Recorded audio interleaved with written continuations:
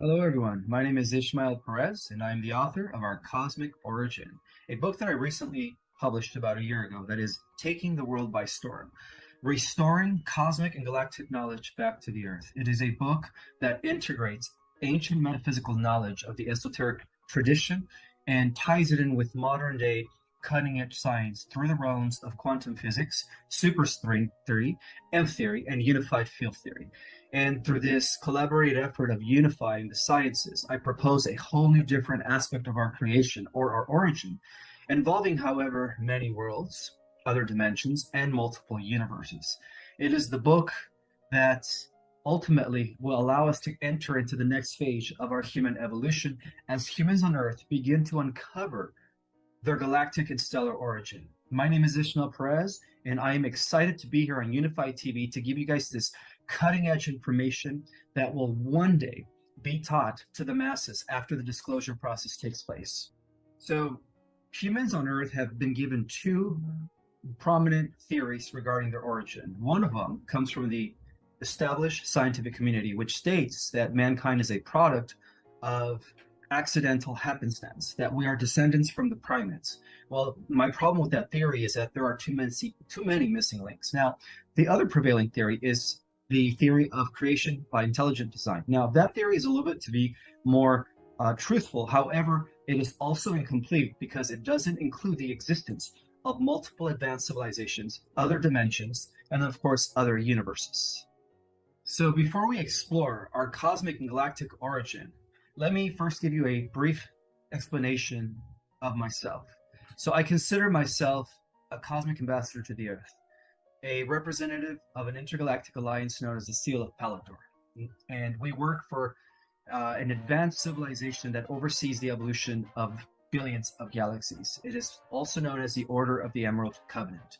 Now, as a member of the Order of the Emerald Covenant, I have sworn to an oath to incarnate on the Earth and to do the work that would eventually reinstate the Earth and civilizations that are here on the Earth back into the galactic and cosmic community. In other words, humanity has been ready to go into the next level of human evolution, and that means that we're about to enter the space age. So, with that have said, let me continue with this series by letting you guys all know that everything that we've ever been taught is false. We live in a world where everything's been inverted. Okay, so the truth has always been, kind of tainted by the powers that be. And as you guys know, that it is the victors who write history. And so by virtue of that, everything that we've ever been known or everything that we've ever been taught has been written by the victors of wars and so on and so forth. But what if I tell you that the new evidence coming from every field of science, including archaeology and anthropology, is telling us something else? It is forcing us to reevaluate our existence and to question everything. So the first evidence comes from archaeology. They are these megalithic structures that have been found worldwide, including the pyramids, that have actually been developed by advanced technologies that even our most advanced scientists do not have access to. Okay, that is the first indicator that advanced civilizations have existed in ancient times. Okay, so the second indicator is also coming from the idea that there are excavations that are taking place right now in Antarctica and other parts of the world that where new relics are being discovered, advanced technologies that humans on Earth have no way of understanding. That is another indicator that we are moving into this next level known as disclosure. Okay, the truth of the matter is that not only are we teaming up with life in the multiverse, but these other dimensional beings that exist in higher levels of reality or that come from other worlds are assisting us. And the only reason we don't see them or perceive them is because they exist in a different dimension. But that doesn't negate the fact that they are working from behind the scenes. So, like in everything, polarity does exist. So we do have positive, benevolent extraterrestrials, and then we also have negative, malevolent extraterrestrials. So let's explore the concept of the benevolent extraterrestrials.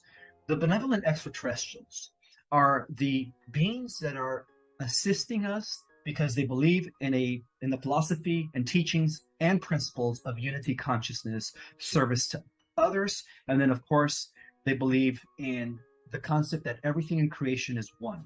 that we are all interconnected by virtue of being part of a greater organism. So let's just call those beings the positives, okay? The negative beings, which are a very small percentage, are considered those that are into service to self, okay? And those that are into exploitation, subjugation, manipulation, and conquer. They have the mentality of conquer and, service to self, very masculine, very dominating. Okay, so let's just call those the negative ETs. And throughout the history of our galaxy, it has been known that these negative ETs have only been the 1%, because the majority of the races out there in our galaxy and in the universe and in other universes are actually benevolent. So the negative extraterrestrials have been the ones that have been wreaking havoc across the multiverse. So we do have this polarity that exists throughout the multiverse. And the benevolent beings are assisting us, are commonly known as the Pleiadians, who are our primary benevolent benefactors, protectors, directors. They have been assisting us from behind the scenes. And in some cases, they are also the angelic beings as described in the holy books of all religions. The next group of benevolent beings are the Arcturians. The Arcturians are considered to be an advanced ninth-dimensional collective with the most healing of technologies that have ever existed. They work under the guidance and direction of Archangel Raphael, who is one of the 12 archetypes that I will be discussing, who actually is in charge of the medical ray of the healing arts and everything that has to do with holistic natural medicine. And they're also assisting us in the restoration of advanced natural healing modalities, such as the medbeds, holographic regenerators, as well as cosmic celestial chambers, among many others. So they have been working from behind the scenes with the Pleiadians in the liberation and restoration of planet Earth. Another group that is assisting us is the Sirians. Okay, now who are the Sirians? The Sirians hail from Sirius B, which is a planet that is closest to the galactic core. Now, the Sirians are also considered the most advanced beings in our galaxy, and they also are known as those that have established the office of the Christ, the Covenant of Pelador, which again ties into this intergalactic group of guardians known as the Emerald Order. So we could say that the Emerald Order are like the celestial board of protectors. The different groups of celestial personalities that are guarding and protecting the various realms in the many dimensions. So in our galaxy, they are the Sirians. The Sirians, that's why they're known as the Sirian High Council, and oversee all matters within the galactic spheres. Besides the Sirians, we also have the Andromedans. The Andromedans come to us from our sister galaxy, Andromeda. And it is believed that the Andromedans are actually a little bit more advanced than most of the galactic and stellar races here in our galaxy, because they have had more of an experience. They have had more years ahead of them as far as evolving spiritually in balance with technology. Okay, so the Andromedans are also helping us from behind the scenes. And besides the Andromedans, we also have the Lyrans. Now, who are the Lyrans? The Lyrans were the original human race in our universe. They originated in the galactic sector of Sirius B on a star system known as Vega, on a planet called Avion in the constellation of Lyra. And the Lyrans have been assisting us from day one.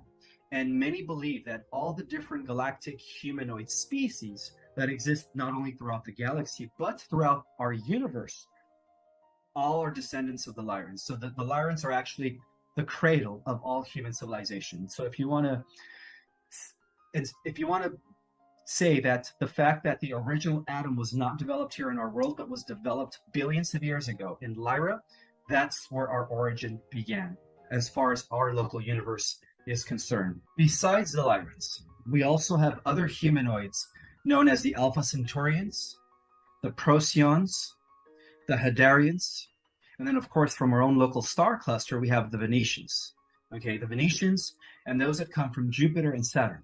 And that is, again, one of the biggest disclosures is the fact that There are currently existing advanced civilizations on the jovial planets, but they operate on different dimensions. So that's why our scientists cannot currently perceive them, because they're operating from the higher fourth, fifth, sixth levels or densities of reality. So our entire universe is teaming up with life. And one thing to understand is that most of the aliens are not little green man. They are humanoid, okay? Because there is a common ancestry that we humans on Earth share throughout the multiverse. There is a universal galactic blueprint in which all the races evolve in the image of the atom. The atom is pretty much the majority and the great blueprint in which all biological forms develop into. However, this doesn't negate the fact that we don't have other species that are not humanoid. For every single animal that we have here on our planet, we have the exact same species that is represented by that animal's head and a hominid body. So we also have many felines out there. We also have bird people. They're known as the Carians, Carians. We also have cetaceans, dolphin whale-like people that could live both on land and in oceans. And then we also have, like I said, every species. We have amphibians. We have different types of mammals that are extremely intelligent, IQs of 450, traveling throughout the galaxy. So every being out there that is of a different biological nature than the atom Cadman, or what we call the atom race, is also a benevolent being. Okay, so this constitutes about 95% of stellar and galactic species that exist in our universe and other universes.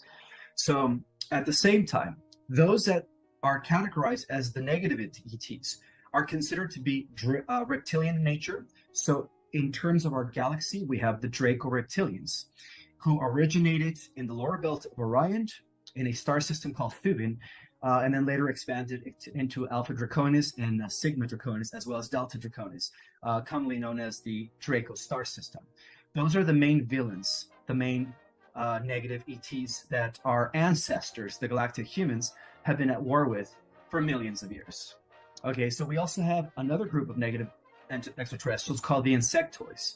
Among the insectoid race, we have the mantis. The mantis are like 15-foot grasshoppers that are extremely malicious, okay? And they work intimately with the Draco in their plans of, galactic and universal domination.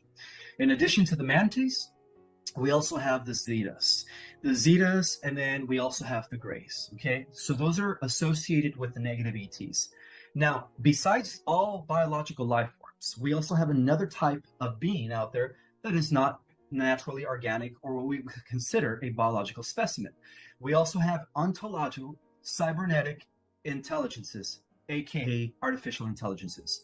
So this artificial intelligences are also part of the negative equation, for they actually operate at a higher level of power than the negative regressives, including the Draco and the Zetas and the Mantis. They are their boss. So basically, what our entire galactic and cosmic community has been fighting for billions of years at the highest level of reality is artificial intelligence. So ultimately, we have been at war with artificial intelligence. And so those are the different types of species that exist throughout the multiverse. So now that we have an understanding of the different extraterrestrial races, both biological and cybernetic, we can now uncover the true history of the Earth and the galactic history. So in essence, our true origin, as mentioned, was in the Lyra system. That's when the original humans were so spiritually advanced. They actually operated on 12 different densities, or what we call 12 dimensions. They were so in tune with their spirit while maintaining physical form that they were perfect examples of divine immortal beings. So in our original status, we were all immortal, as our ancestors were. Our ancestors were the first ones to come into the picture as immortal.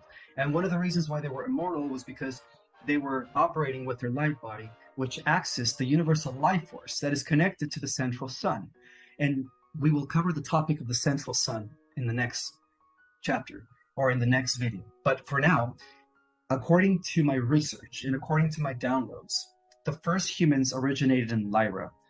From Lyra, they set out on a peaceful exploration of space, and not using external technology, but using an advanced consciousness-based technology, where through their light bodies, they were, as an extension of themselves, they were able to traverse and travel the different dimensional spheres and the different solar systems. So the first systems that they colonized were associated with the constellation of Lyra.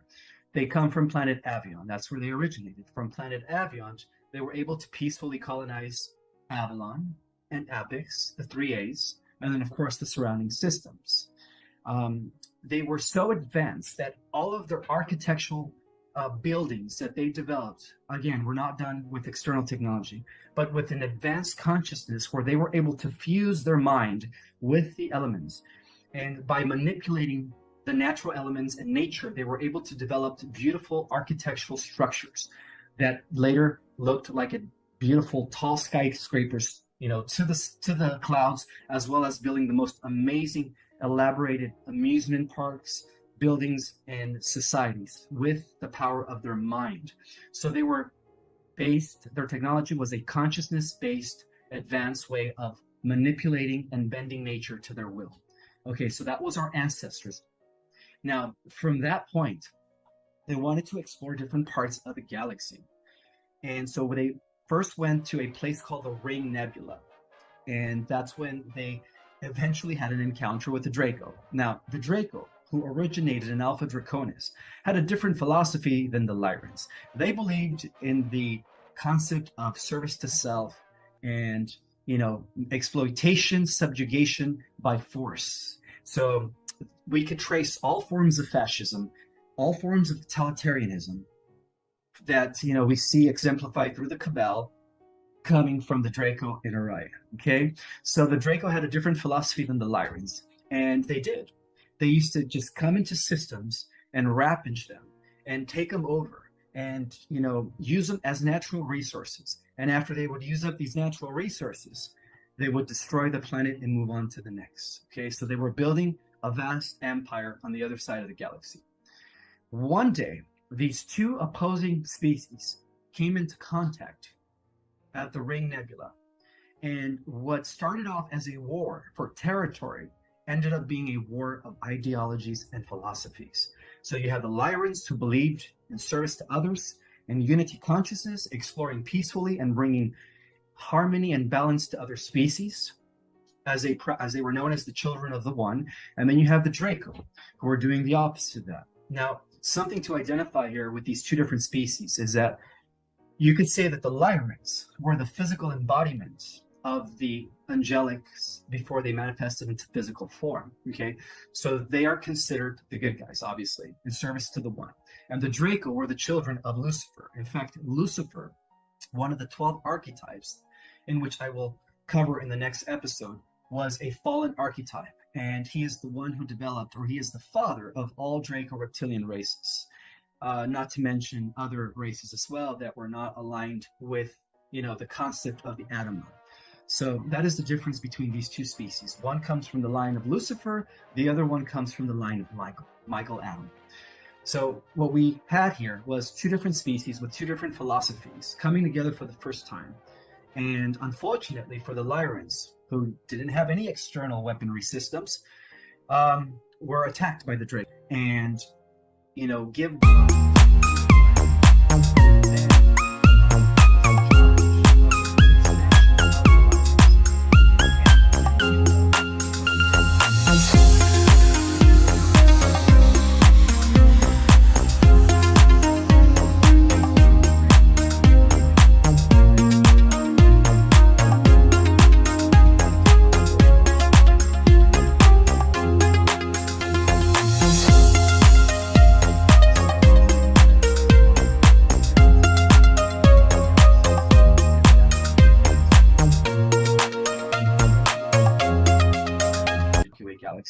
and perhaps even the entire universe. That event became known as the Galactic Humanoid Diaspora.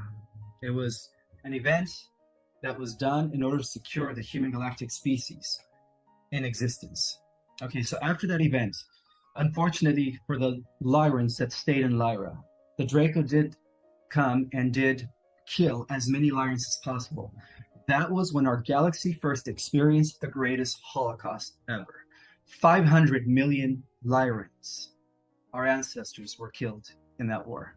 That was known as the Lyran massacre.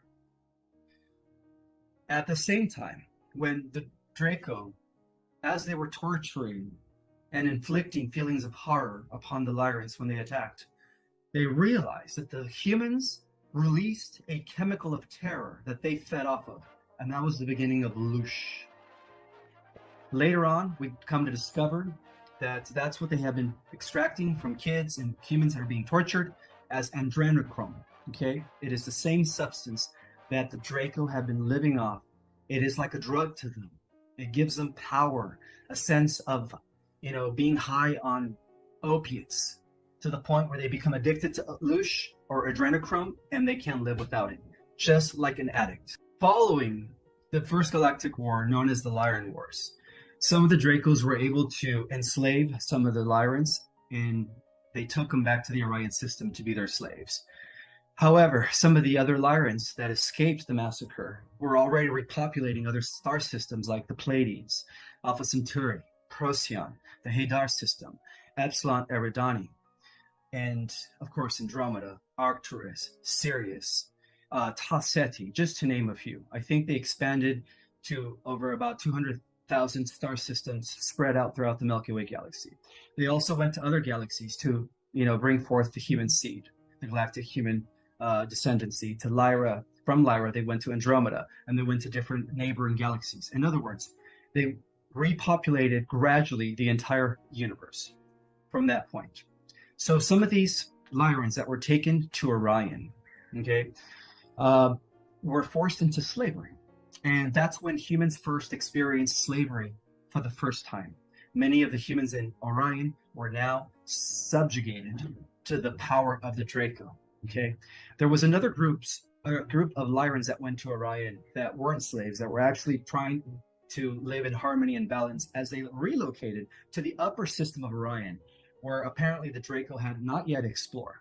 And for a few 100,000 years, those Lyrans that went to the upper system of Orion became known as the masculine inclined humanoids, because they were now trying to bridge the gap between their advanced consciousness technology in balance with external technology. So they were trying to bridge the gap between that. Now, these hominids, these Orion galactic humanoids that existed in the upper region of Orion, were eventually also enslaved by the Draco when the Draco found out that a lot of the galactic humanoids have settled in upper Orion. However, a small band of these galactic humanoids in Orion banded together to create a rebel resistance. And that was the beginning of the Black League of Orion. Nothing to do with skin color. They were known as the Black League of Orion because they operate in secret, similar to Neo and the people in the Matrix that free themselves in Zion from the simulation. So they operated in secret. That's why they were known as the Black League of Orion. And the Black League of Orion developed a huge resistance against the Draco. However, some of the Lyrans that began to adopt the ideologies of the Draco of service to self came from the Vega star system of Lyra and settled in a star system known as Aldebaran. And they were known as the Nordics. So the Nordics were starting to align with the dominating masculine totalitarian philosophies of the Draco. And so they decided to join the Draco in the exploration and expansion of the Draco Empire. And that is what reorganized the Draco Empire into the Galactic Orion Empire. That's when they became the Orion Galactic Empire. And that's the beginning of tyranny here in our galaxy. To combat that, the galactic humanoids that had spread out to different parts of the galaxy began organizing in little groups known as confederations.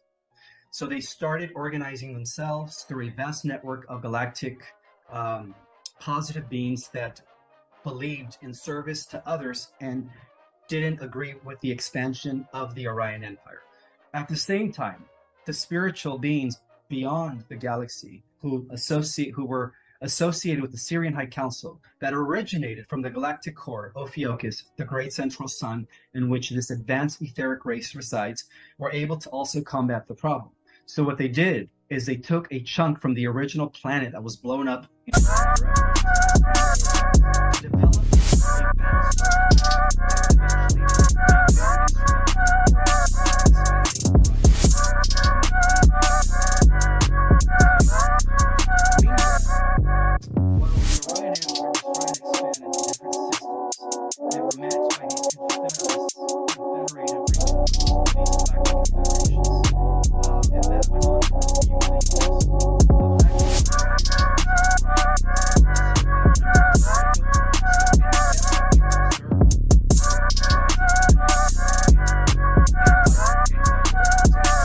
Council.